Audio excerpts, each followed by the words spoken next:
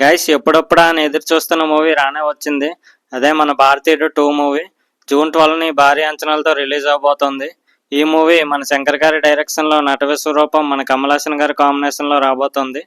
మన శంకర్ గారి డైరెక్షన్ గురించి అందరికీ తెలిసిందే. మన ఇండస్ట్రీలో టాప్ డైరెక్టర్స్లో శంకర్ గారు కూడా ఒకరు. ఎన్నో బ్లాక్ బస్టర్స్ ఇచ్చారు మన ఇండస్ట్రీకి. అండ్ కమల్ హాసన్ గారి యాక్టింగ్ గురించి చెప్పక్కర్లేదు. యాక్టర్స్ అందరికీ రోల్ మోడల్లో ఉంటారు. మూవీస్లో అతను చెయ్యని క్యారెక్టర్ లేదు. ఎలాంటి క్యారెక్టర్కైనా న్యాయం చేస్తారు మన కమల్ హాసన్ సార్. వీళ్ళిద్దరు కాంబినేషన్తో మన అనిరుద్ధ్ మ్యూజిక్ కూడా యాడ్ అవబోతుంది. మూవీ ఎలా ఉండబోతుందో మీ ఇమాజినేషన్కే వదిలేస్తున్నా. గైస్, మన అనిరుద్ధ్ అన్న మ్యూజిక్ కొట్టాడంటే థియేటర్లు దద్దరిల్లిపోతాయి. జనాలు పూనకాలు వచ్చినట్టు ఊగిపోతారు. గైస్, మూవీ ఎలా ఉండబోతుంది, అసలు స్టోరీ ఏంటి, సినిమా హిట్ అవుతుందా లేదా అనేది డిస్కస్ చేసుకుందాం. గైస్, ట్రైలర్ చూసుకుంటే మన సిద్ధార్థ్ అన్న మన సేనాపతి తాతకి మనవడిలో యాక్ట్ చేస్తాడు. సిద్ధార్థ్ అన్న మెయిన్ లీడ్ అనే చెప్పాలి ఈ మూవీకి.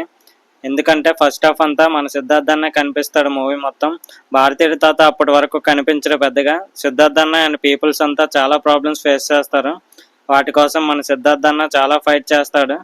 అండ్ సిస్టమ్ని చేంజ్ చేద్దామని, కరప్షన్ నిర్మూలిద్దామని చాలా ఫైట్ చేస్తాడు. బట్ సిద్ధార్థ్ అన్నకి ఒక కామన్ మ్యాన్ అవడం వల్ల ఏం చేయలేకపోతాడు. వాళ్ళని ఎదిరిస్తున్నాడని ఒకే ఒక కారణంతో పోలీసు వాళ్ళు అండ్ పొలిటీషియన్స్ వాళ్ళు మన సిద్ధార్థ్ అన్నని చాలా ఇబ్బంది పెట్టేస్తారు.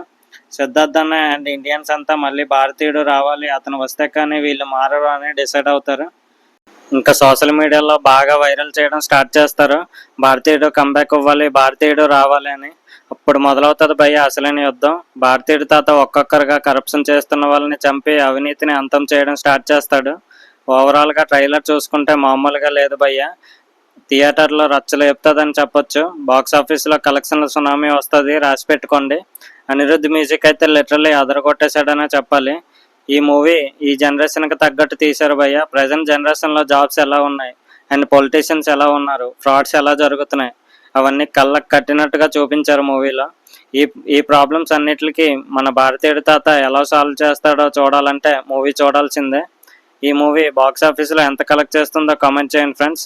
అండ్ ఈ వీడియో కనుక మీకు నచ్చినట్టయితే లైక్ చేయండి గైస్. అండ్ మరిన్ని అప్డేట్స్ కోసం మన ఛానల్ని సబ్స్క్రైబ్ చేసుకోండి.